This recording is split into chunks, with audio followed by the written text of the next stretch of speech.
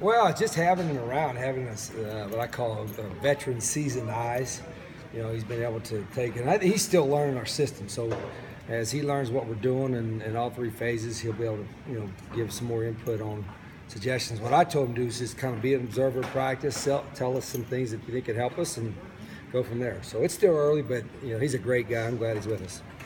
It seemed like some of the guys were surprised to learn that he was a walk-on here. Is that an inspirational story for people? Well, I think it is. We take a lot of pride in thinking we have the best walk-on program in the country, and I even told him that. I said, you talk about a story, like I've been saying it for years now, that you can achieve all your goals if you get an opportunity, and we'll give you that as a quality walk-on. And Chuck's a prime example of that. He was a great player here, great player in the NFL, and college Hall of Famer. And I think it's while we're recruiting and trying to get quality walk-ons, all we got to do is point down the hallway and say, look what this guy did.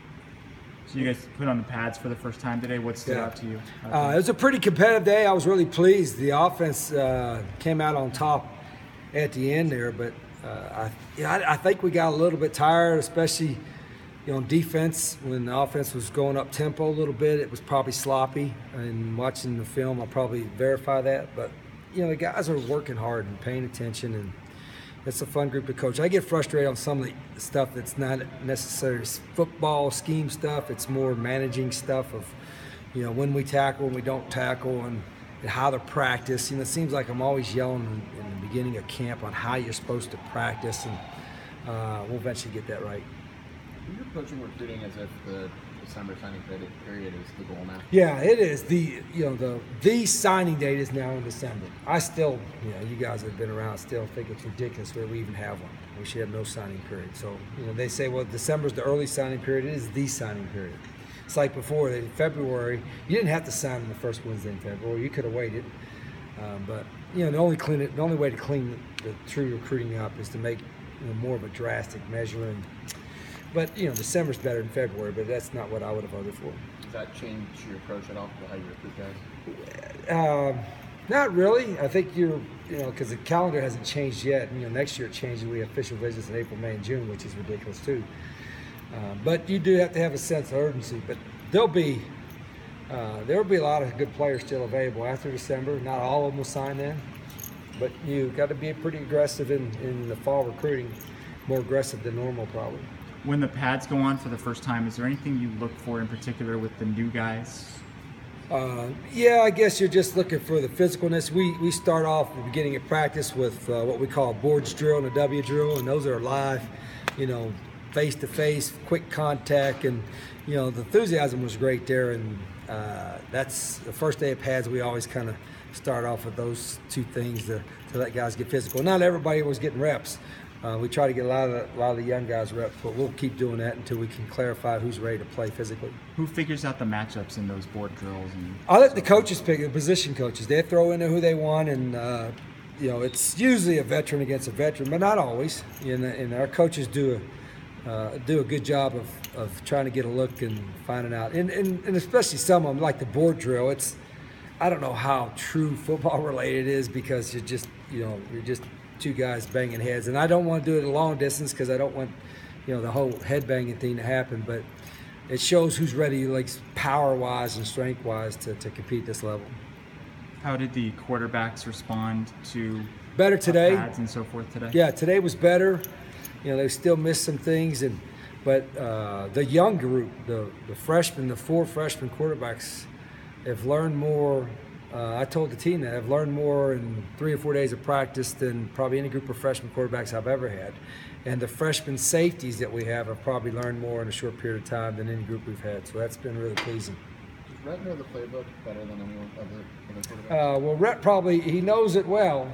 I think, Brandon's been in the system 4 years, so I think Brandon has executed it. But, Rhett should know it. He's been around it quite a bit, but this is his first time really practicing, so I don't want to have unrealistic expectations, though, even though he's been around and knows, the system, that, he's still got a freshman, and things going to happen pretty quick. But, all those, like I said, those 4 freshman quarterbacks we've got have been impressive from a knowledge standpoint, and Coach Smith has done a good job with them, too. I know that nothing is etched in stone, but is it fair to say that 3 of the 5 offensive line spots are pretty secure and that the other 2 are kind of up for grabs? I think, yeah, I'm not ready to declare a depth chart of starters, but, Jacob Alsadek, we know what he can do, and, Leif and Nate Eldridge, but they still all got to get a little bit better.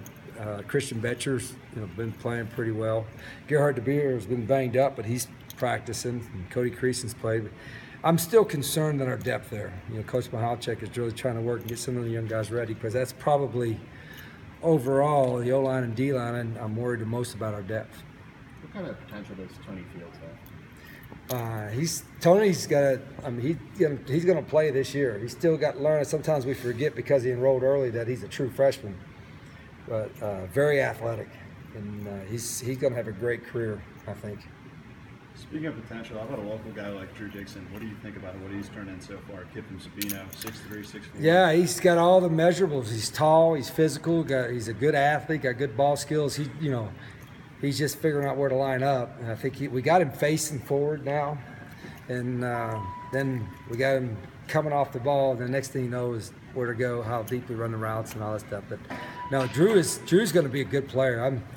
We're still working through some clearinghouse things because he missed a little bit, and he was back practicing today because we put an appeal in. But what we've seen, a little bit of what we've seen, and we're very excited about Drew Dixon. How was Donovan Taylor? Donovan, it was live for him for the first time today, and he's an athletic, tough guy. He stuck his face in there. I mean, he's drinking water through a fire hose, right now, and it's he hadn't played live football in 7 or 8 years, and it's like maybe I don't know if he ever ran into a catcher or something, or tried to break up a double play, but he had about 6 or 7 of those today. But I'm excited about him too. He's a grown man, and we coach him like a grown man, but. He's got some skills. I think he can definitely compete for the job. Is he subject to contact along with the other freshman quarterbacks? Yeah, the only guy who was in red today was Brandon. And if Brandon, gets to the point where I think he needs to get tackled because he's not carrying the ball or securing the ball right or not making the right decisions, we'll put him in white too. But everybody else was in the white jersey. Brandon was in red. So we'll see. If the quarterback comes and does all the right things and he's the second guy or third guy, I may put him in red. But right now, I've got to see more out of him. All right, everybody. Thank you.